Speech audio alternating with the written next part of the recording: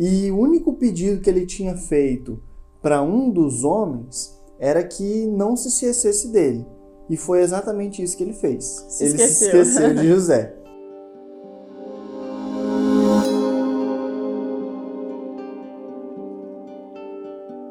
Estamos de volta, galera, com mais um vídeo da nossa série A Bíblia, que nós estamos lendo todos os capítulos e descobrindo um pouquinho mais da história da humanidade.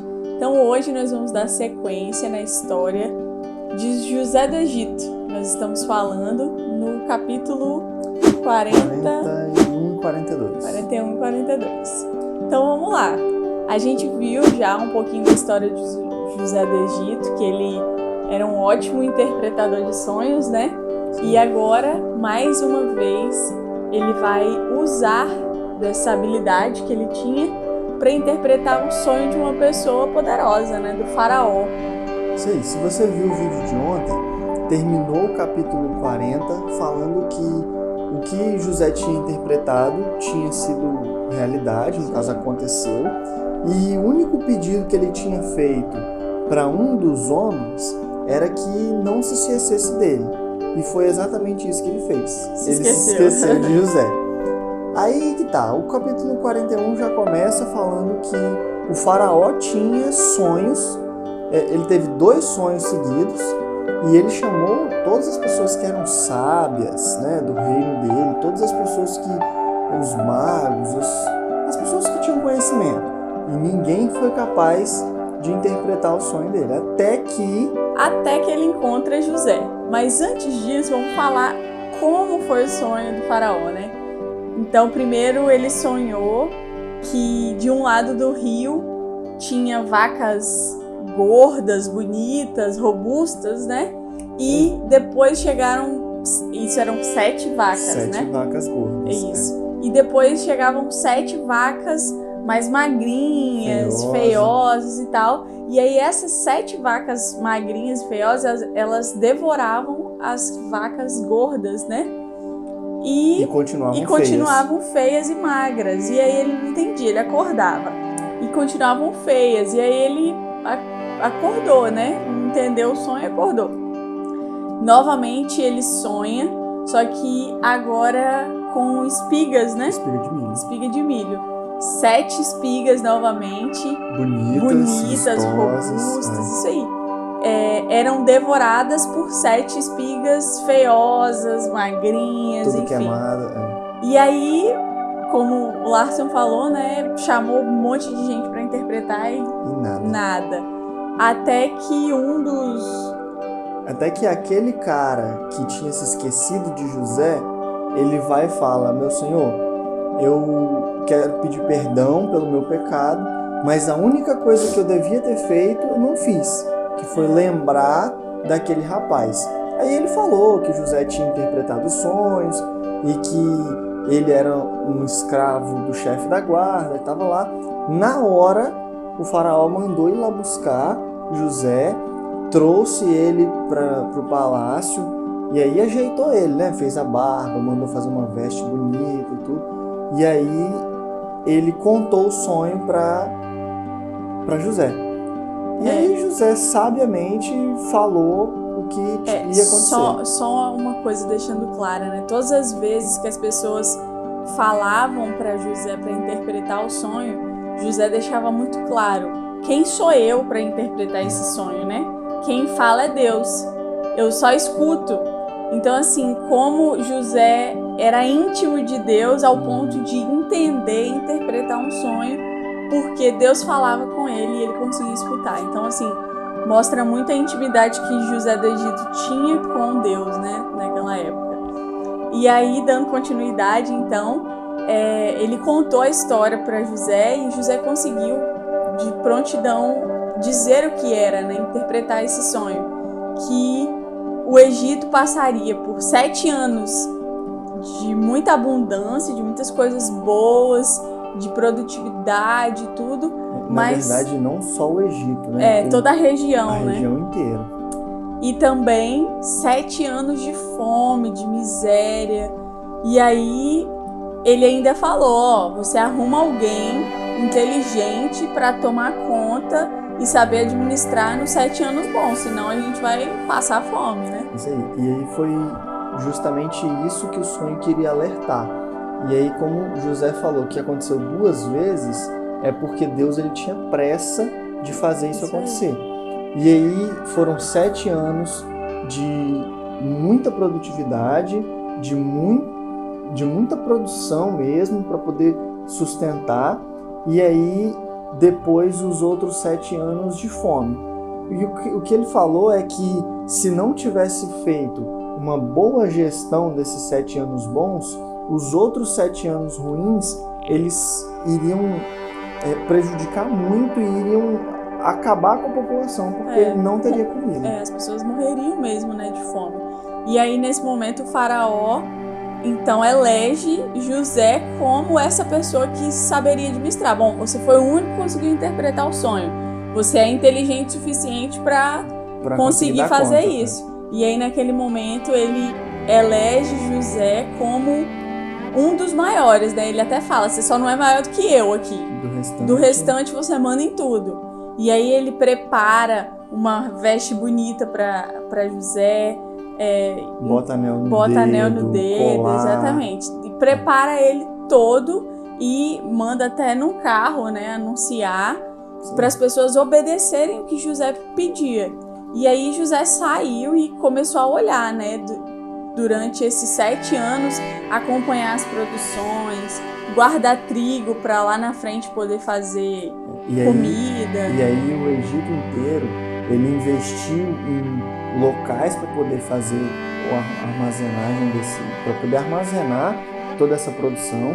E aí conta que eles não conseguiam nem contabilizar a quantidade de coisa para ser estocada, porque tinha muito. E aí eles conseguiram fazer estruturas para poder armazenar tudo isso. Você imagina, 7 anos não é brincadeira, é muito tempo de produção armazenada. E aí eles conseguiram armazenar para depois, nos próximos 7 anos ruins, ter de onde tirar e ter de onde vender, porque como todo mundo passaria por essas dificuldades, o Egito era o único que estava preparado para isso. Isso aí. E aí depois então vem os 7 anos de miséria. E aí, graças à boa gestão de José, né, o Egito tinha como, assim, aguentar essa fome, né, porque tinha estocado muita coisa, tinha guardado, e aí eles foram vendendo, e José era quem administrava isso, quem tomava conta. Tudo que precisava comprar de mantimentos mesmo, as pessoas vinham até José para adquirir, né? Isso aí, as pessoas de outros lugares. Até que chega aos pés de José os seus irmãos, né? Aqueles mesmos irmãos que venderam José lá atrás. Que não acreditavam nos seus sonhos, né? E José, naquele momento, ele já sonhou, e agora a interpretação desse sonho dele vai se realizar. Que aí os irmãos diante de José, prostrados, obedecendo ele, né? Isso e aí é legal que os irmãos, eles não conhecem mais José, porque José estava bonito, estava diferente, estava bem vestido, né? Estava numa posição de imponência, e José reconhece os irmãos. Então, vamos lá. A gente começou a falar, né, e acabou se adiantando. José, então, como estava administrando tudo, né, os seus irmãos também passaram por aquela época de fome. E aí Jacó, que era o pai deles, falou, vão até o Egito, porque lá eles têm um mantimento e pega lá pra gente não morrer de fome, né? E aí ele manda os filhos e só fica com um, né? Eu acho que é o mais novo, né? Se eu não me engano. Que é irmão de pai e mãe de José. José, exatamente. Como José, ele já perdeu, ele fala, esse aqui vocês não vão levar não, vão vocês e peguem lá mantimentos. E aí chegando lá no Egito, eles se prostram diante de José sem saber que é José. E aí imploram por comida, né? E naquele momento José reconhece os irmãos, mas os irmãos não reconhecem ele. E aí José até questiona por várias vezes se eles não são impostores, né? Porque, tipo assim, vocês me traíram lá atrás, né? Me venderam, me jogaram no poço e agora vocês estão aqui, vocês estão querendo o quê? Aí ele dá a desculpa de que vocês são impostores e para não machucar o faraó, né? Mas José sabia que eles não eram impostores, eram os irmãos dele. Ele estava testando os irmãos. Exatamente. Né? E aí os irmãos, eles até ficam com medo e falam, não, a gente não é impostor, a gente é filho. E aí eles explicam a história, que eles eram filhos do mesmo pai, que um irmão tinha se perdido, que o outro estava em casa. E aí eles insistem nessa história, até que José vai e fala, então, vamos lá. Já que é assim, vocês vão ter que voltar para casa, buscar o outro irmão e trazer para mim. E aí um deles, José exige que um dos irmãos fique junto com ele e os outros vão. Aí os outros deveriam levar os mantimentos que eles tinham que levar para Jacó. Para a família não ir morrendo de fome enquanto isso, né? Para eles irem se mantendo. E aí uma coisa que é muito bacana de observar. Quando eles estavam enchendo os sacos para poder levar, José ordenou para os funcionários dele que colocassem junto do saco de trigo, de mantimento, colocasse o dinheiro que eles tinham trazido para pagar. Aí, ou seja, eles iam levar, além do alimento, todo o dinheiro que eles tinham levado para comprar. E aí, quando eles percebem isso de volta, eles ficam intrigados, porque como assim? O que é? É uma bênção a mais de Deus? E aí eles chegam em casa, mostram, explicam tudo para Jacó o que aconteceu. E Jacó não quer que o Benjamim volte para o Egito. Ele fala, um eu já perdi, agora eu vou perder o outro também. E aí um dos irmãos, Rúben, o mesmo irmão que falou para não matar José do Egito, ele vai e fala, olha, a gente precisa fazer isso. Eu tenho os meus filhos aqui, se eu não voltar com o Benjamim, você pode fazer o que você quiser com eles. Mas eu dou a minha palavra, que eu vou levar ele e vou trazer de volta. Isso aí. E aí, Jacó mais uma vez fala que não vai deixar, porque senão vocês vão ver o pai. Já chorou tanto o luto do outro, né? De José, no caso. Se vocês levarem o Benjamim e acontecer alguma coisa com ele, ele vai acabar morrendo de tristeza. Então, ele finaliza o capítulo assim, ele não deixando que levem ele, né? Ele até faz um questionamento para Deus, se ele merecia tanto sofrimento. E aí o capítulo termina assim, a gente ainda não sabe o que vai acontecer, não sabe como é que ficou a questão do dinheiro, eles ainda não entenderam por que receberam esse dinheiro de volta. Vamos ver como será o próximo capítulo, se eles vão descobrir que José do Egito é o irmão deles, como é que essa história vai se dar. Então fica com a gente, não perde nenhum vídeo dessa série de vídeos incríveis pra gente aprender um pouco mais sobre a história de José do Egito. Então a gente conta com você no vídeo de amanhã, manda esse vídeo pro pessoal para todo mundo aprender com a gente essa história. Fiquem com Deus e até a próxima.